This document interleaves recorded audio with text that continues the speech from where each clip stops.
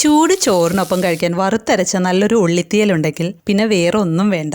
വറുത്ത തേങ്ങയുടെ ആ പ്രത്യേക മണവും ചെറിയുള്ളിയുടെ മധുരവും എരിവും പുളിയും ഒക്കെ ചേർന്ന ഉള്ളിത്തീയലാണ് ഇന്നത്തെ നമ്മുടെ റെസിപ്പി. അപ്പോൾ ഒട്ടും വൈകിക്കേണ്ട, നമ്മുടെ അടുക്കളയിലെ ആ പഴയ നാടൻ രുചിയിലേക്ക് നമുക്ക് പോകാം. ആദ്യം തന്നെ ഉള്ളിത്തീയലിന് വേണ്ട തേങ്ങ വറുത്തെടുക്കാം. അതിനുവേണ്ടി ഒരു പാൻ ചൂടാക്കി കുറച്ച് വെളിച്ചെണ്ണ ഒഴിച്ച് 2 കപ്പ് തേങ്ങ ചിരകിയത് ചേർത്ത് കൊടുക്കാം. 1 കപ്പ് എന്ന് പറയുന്നത് 250 ml ആണ്. സ്റ്റൗവിൻ്റെ ഫ്ലെയിം മീഡിയത്തിൽ വെച്ച് വറുത്തെടുക്കാം. തേങ്ങയുടെ വെള്ളമൊക്കെ വലിഞ്ഞ് കുറച്ച് വറവായി വരുമ്പോൾ ഇതിലേക്ക് 1.5 ടേബിൾ സ്പൂൺ മുഴുവൻ മല്ലി ഇട്ട് കൊടുക്കാം. മല്ലിപ്പൊടിയാണ് ചേർത്ത് കൊടുക്കുന്നതെങ്കിൽ തേങ്ങ വറുത്ത് അവസാനം 2 ടീസ്പൂൺ മല്ലിപ്പൊടി ചേർത്താൽ മതി. ഇനി 3 എരിവുള്ള മുഴുവൻ മുളകും പിരിയൻ മുളക് ഒരു 6 എണ്ണവും തേങ്ങയിലേക്കിട്ട് വറുത്തെടുക്കാം.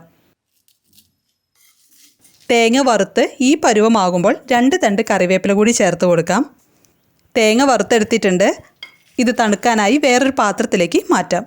നിങ്ങൾ പൊടികളാണ് ചേർത്ത് കൊടുക്കുന്നതെങ്കിൽ സ്റ്റവ് ഓഫ് ചെയ്തതിന് ശേഷം മല്ലിപ്പൊടി 2 ടീസ്പൂണും എരിവിനനുസരിച്ച് മുളക് പൊടിയും ചേർത്ത് കൊടുത്താൽ മതി. തേങ്ങയുടെ ചൂടിൽ കിടന്ന് പൊടികൾ മൂത്ത് കിട്ടും. ഇനി ഒരു ചെറിയ ചെറുനാരങ്ങ വലുപ്പത്തിൽ പുളിയെടുത്ത് വെള്ളത്തിൽ കുതിർക്കാനിടണം. ചൂടുവെള്ളത്തിൽ കുതിർത്താൽ പെട്ടെന്ന് തന്നെ കുതിർന്ന് കിട്ടും.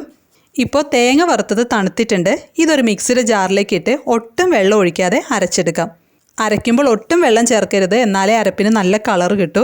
അരയ്ക്കുമ്പോൾ ഇടയ്ക്ക് ഇളക്കി കൊടുത്ത് അരച്ചാൽ മതി. അപ്പോൾ നല്ല കളറിൽ അരഞ്ഞു കിട്ടും. 200 ഗ്രാം ചെറിയുള്ളി ക്ലീൻ ചെയ്ത് കട്ട് ചെയ്തെടുത്തിട്ടുണ്ട്. ക്ലീൻ ചെയ്തതിന് ശേഷമുള്ള വെയിറ്റാണ് 200 ഗ്രാം. ഇനി നമുക്ക് തീയൽ തയ്യാറാക്കാം.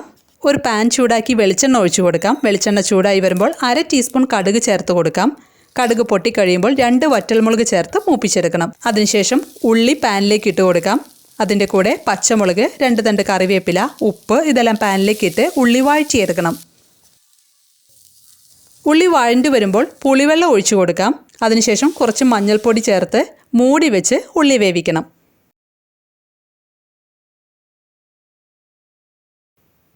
ഇപ്പോൾ ഉള്ളി നല്ല പോലെ വെന്തിട്ടുണ്ട്.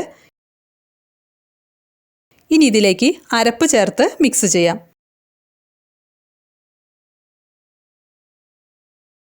അതിനുശേഷം 1-2 മിനിറ്റ് ഇത് തിളപ്പിക്കണം. കുറച്ച് ശർക്കര ചേർത്ത് കൊടുക്കാം. പുളിക്ക് അനുസരിച്ച് ചേർത്ത് കൊടുത്താൽ മതി. ഉപ്പൊക്കെ നോക്കി വേണമെന്നുണ്ടെങ്കിൽ ചേർത്ത് കൊടുക്കാം. ഞാനിവിടെ കുറച്ച് കുറുകിയ പരുവത്തിലാണ് ഉള്ളിത്തീയൽ തയ്യാറാക്കുന്നത്. അതുകൊണ്ട് ഈ പരുവത്തിൽ ഞാൻ സ്റ്റവ് ഓഫ് ചെയ്യാണ്. തണുക്കുമ്പോൾ ഒന്നുകൂടി കുറുകി വരും. ഉള്ളിത്തീയൽ റെഡി ആയിട്ടുണ്ട്. നല്ല ടേസ്റ്റാണ്. എരിവും പുളിയും മധുരവും ഒക്കെ ചേർന്ന ഈ ഉള്ളിത്തീയൽ തയ്യാറാക്കി അഭിപ്രായങ്ങളും നിർദ്ദേശങ്ങളും കമൻറ്റ് ചെയ്യണം. അതുപോലെ വീഡിയോ ഇഷ്ടമായാൽ ലൈക്ക് ബട്ടൺ പ്രസ് ചെയ്ത് ഷെയർ ചെയ്യാൻ മറക്കരുതേ. അപ്പോൾ പുതിയൊരു വീഡിയോയുമായിട്ട് നമുക്ക് വീണ്ടും കാണാം. താങ്ക്